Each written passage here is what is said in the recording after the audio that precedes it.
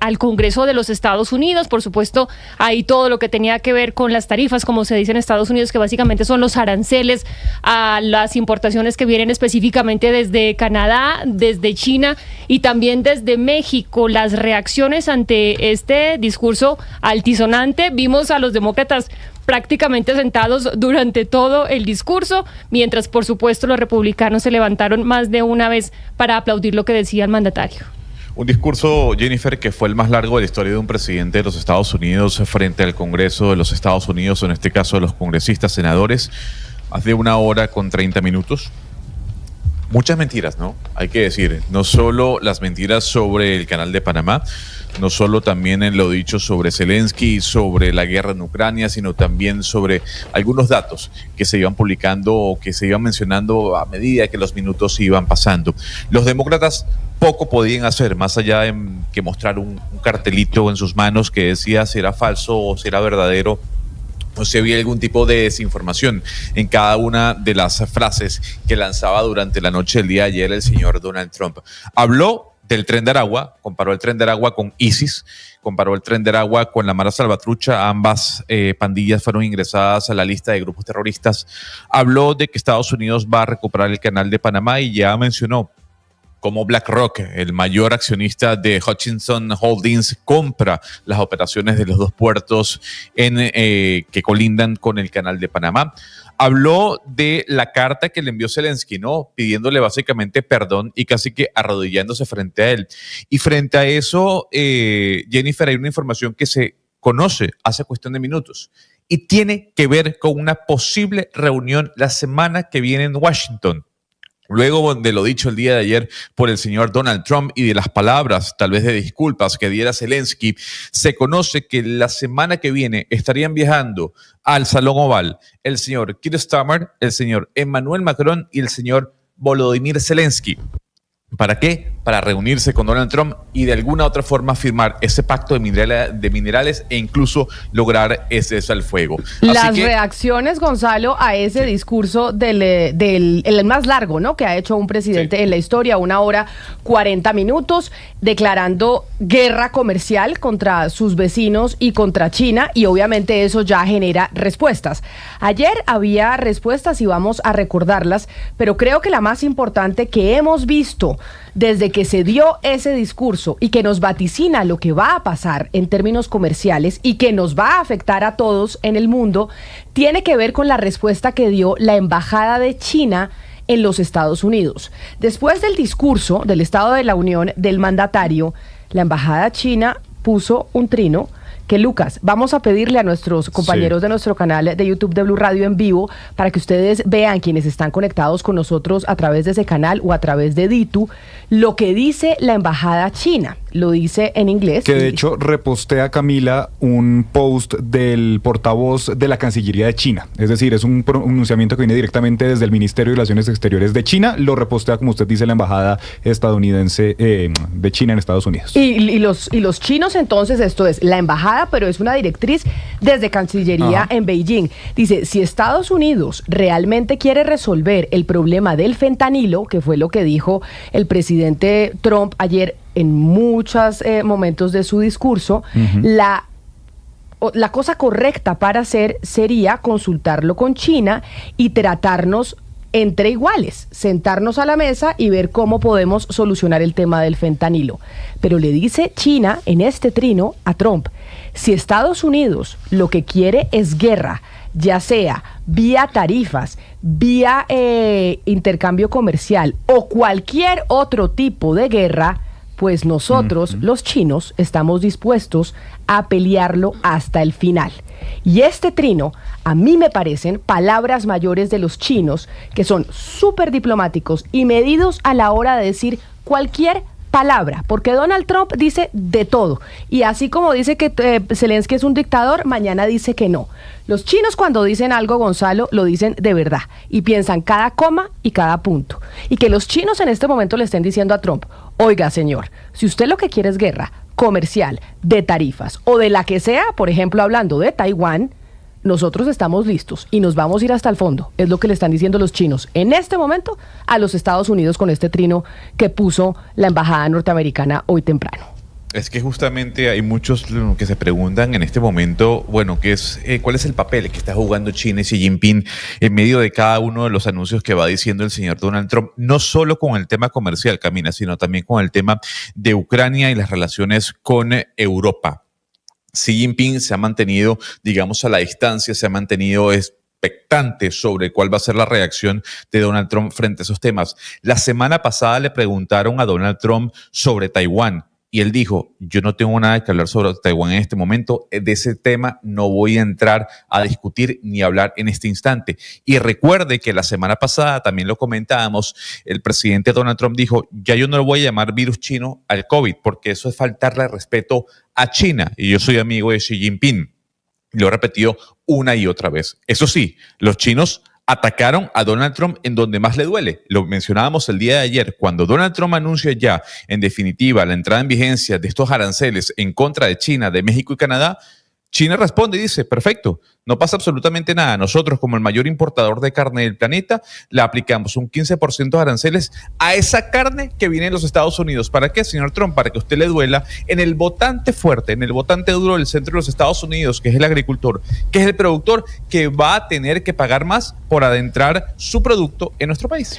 Gonzalo, y sin tantos aspavientos, Camila, que utiliza Donald Trump y el que utilizó anoche justamente en este discurso, pues hay que recordar que en este momento se está desarrollando la 14ª Asamblea Popular de China, que es el órgano legislativo más importante de ese país, y ahí se dieron varios anuncios importantes. Primero hay que decir que no le para mucha bola a Donald Trump, sin ponerle tanto cuidado a las comas y a los puntos que utiliza Donald Trump en estos discursos y en su Twitter, pero sí dice dos cosas muy importantes. La primera, ellos le apuntan a un crecimiento del 5% para el próximo año, y lo segundo, y creo yo más importante en este debate, es que dan un incremento del gasto en defensa de un 7,2%. Lo mantienen, es decir, no le prestan atención a Donald Trump en lo que dijo la semana pasada, hace 2 semanas creo que fue en el Salón Oval, que estaba pidiéndole a Rusia y a China que bajaran ese presupuesto para defensa. China dice, nosotros seguimos con nuestras iniciativas, con nuestros objetivos, que es crecer un 5% y mantener este gasto en defensa, así que yo creo que eso también hay que meterlo dentro de la ecuación. Y dentro de esa conversación, Jennifer Oyentes, también es muy importante, y hemos visto reiterativamente en la prensa lo que pueda pasar con Taiwán, el discurso en torno a Taiwán, y es por 2 elementos básicos. Primero, pues la ubicación geoestratégica de Taiwán es muy importante para los Estados Unidos, y segundo, porque en Taiwán se fabrican estos pequeños chips, la fabricación de chips, pues por esas 2 razones, Taiwán para los Estados Unidos es un lugar que mantienen en la mira, y de esa manera pues es como hemos visto que se reitera esa aparición de la conversación en torno a Taiwán con motivo de todo lo que ha pasado en Ucrania. Y de hecho ayer en el discurso del Estado de la Unión, el presidente Donald Trump habló de la inversión que hará una empresa que está en Taiwán produciendo semiconductores, es decir, los famosos chips, que van a montar una fábrica gigante en los Estados Unidos, porque recuerden que cuando hablábamos de los materiales raros, lo que dijimos que hay de fondo en esta discusión es la pelea entre Estados Unidos y China de quién se va a quedar con el dominio precisamente de toda la producción de esos semiconductores y esos materiales raros, que al final es lo que lograrán que alguien domine la transición energética, que es lo que vamos a necesitar a futuro. Y por eso lo de los chinos, Gonzalo, tiene relación directa con esta reunión que usted estaba contando. Va a existir en Washington entre Donald Trump, el presidente ucraniano Volodymyr Zelensky, el presidente Macron y el primer ministro del Reino Unido, el señor Starmer. Entonces, aquí todo tiene que ver con China, y por eso China manda este mensaje de decir, quiere guerra, nosotros vamos a estar listos. Y de verdad los chinos están listos para la guerra que sea, para la guerra comercial, para la guerra armamentística, la guerra que sea. La gran pregunta es que son tan duros los norteamericanos y están siendo tan duros respondiéndole a los países latinoamericanos, respondiéndole a Zelensky. ¿Ya le respondieron a los chinos este trino, Lucas? No, Camila, es que hay una pequeña diferencia que nosotros no tenemos con qué. Por ejemplo, en ese momento México ha intentado y dice que impondrá aranceles, Canadá lo mismo, pero el poder, Camila, que tienen los chinos, tanto comercial a nivel mundial, incluso militar, porque incluso llegan a hablar no solamente de una guerra comercial y arancelaria, sino del tipo de guerra que quiera jugar. Así que de momento no hay respuesta a este trino, que, como le digo, lo publica y lo repostea la embajada de China en Washington, pero que viene directamente desde la Cancillería allá en Beijing. Pero ya que usted menciona a otros países como con los que el presidente Trump se está enfrentando, pues veamos lo que ayer le decía el señor Trudeau, primer ministro de Canadá, que obviamente ya dio un discurso muy duro, incluso anticipándose al discurso de la Unión, porque empiezan las tarifas que les van a aplicar a los canadienses. Esto le decía en un largo discurso el ministro Trudeau ayer al presidente Trump. At the moment, the U.S. tariffs came into effect in the early hours of this morning, and so did the Canadian response. Canada will be implementing 25% tariffs against $155 billion worth of American goods. Ahí lo que le decía entonces el primer ministro canadiense al presidente Donald Trump, o en su discurso, es que efectivamente Canadá iba a responder y que también iba a poner 25% de aranceles a $155 billones en importaciones que venían por Occidente. Pero Claudia Sheinbaum, la presidenta, 5%, esto dijo la presidenta mexicana ayer.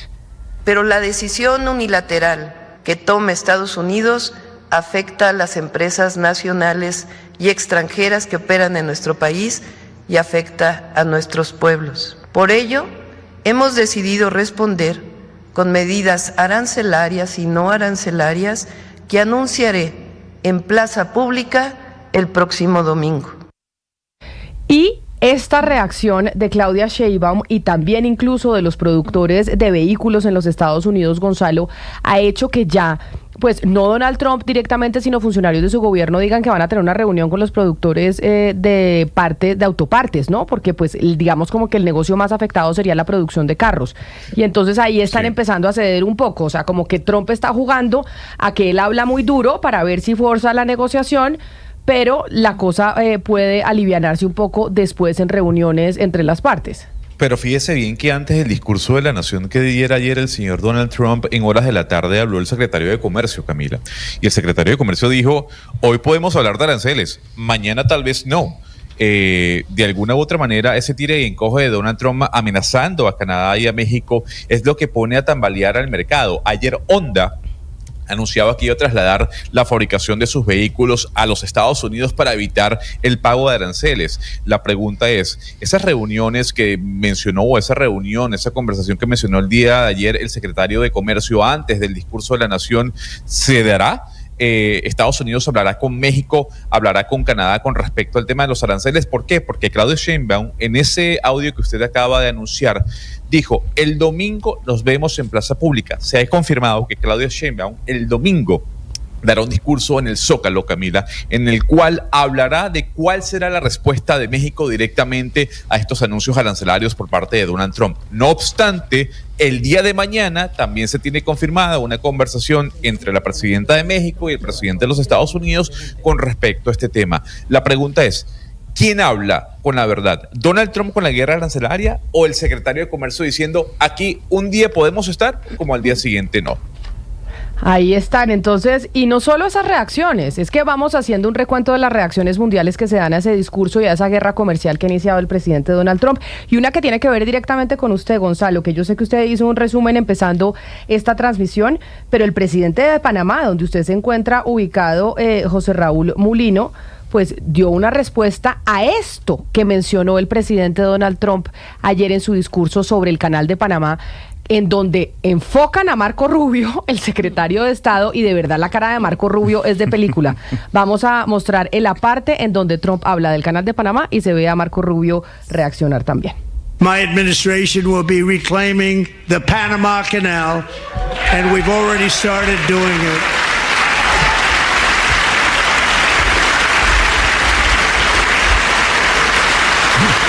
La cara de Marco Rubio es fantástica. Mírele la cara, por favor. Announced they are buying both ports around the Panama Canal and lots of other things having to do with the Panama Canal and a couple of other canals.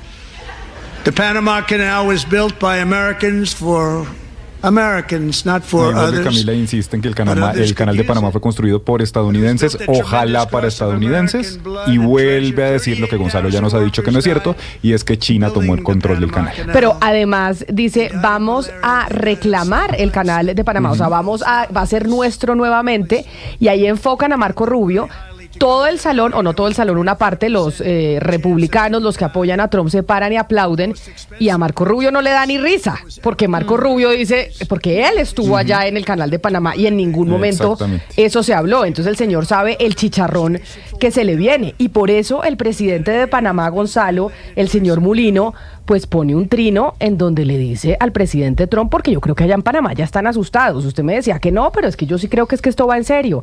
En donde le dice al presidente Trump que miente nuevamente y que el Canal de Panamá no está en proceso de recuperación, y mucho menos es la tarea que en nuestras conversaciones con el secretario Rubio ni ningún otro se haya ni siquiera conversado. Y por eso, y bueno, y ahí es un trino más largo que dice que rechaza a Panamá y todos los panameños, esta nueva frente a la verdad, y pues que se quiera jugar con el territorio panameño que no está en juego. Pero ahí mencionando a Marco Rubio, por eso es que la cara de Marco Rubio es la que había que mirar, porque el señor dice, este señor está diciendo unas cosas en donde eso no se ha hablado nunca. Es que de alguna u otra manera Marco Rubio se está dando cuenta de que la cantidad de mentiras y falsedades que Donald Trump está disparando con respecto no solo al tema del Canal de Panamá, sino a otros temas que tienen que ver con la geopolítica global, pues ponen en jaque tal vez la posición de Marco Rubio. Incluso Marco Rubio en una entrevista que luego fue desmentida por la autoridad del Canal de Panamá diciendo, es que miren, está pasando un barco precisamente de China, cuando lo que estaba pasando era un barco de bandera hongkonesa que iba directamente o provenía directamente de los Estados Unidos. Aquí lo que estamos viendo, Camila, yo le puedo decir que hablé con autoridades el día de hoy y no hay ningún tipo de temeridad, no hay ningún tipo de miedo. Siguen con el discurso de que el canal no se negocia. BlackRock, hay que decir, compra la mayoría de acciones de Hutchison Holding, de 2 puertos que están alrededor del canal, pero es que BlackRock ya era el mayor inversionista de esta empresa hongkonesa, que por cierto es la empresa que maneja el puerto más grande de UK, que maneja 53 puertos en todo el mundo. Ya Panamá ha dicho, nosotros nos salimos de la ruta de la seda, como tal vez una victoria que se llevó Marco Rubio durante su visita a Panamá. Aquí lo que estamos viendo, Camila, es que en esta retórica de Donald Trump, lo que está trayendo a colación es nuevamente un enfrentamiento con Panamá, simplemente para obtener votos a lo interno de su país, porque a lo externo está claro que el Canal de Panamá no es de los Estados Unidos.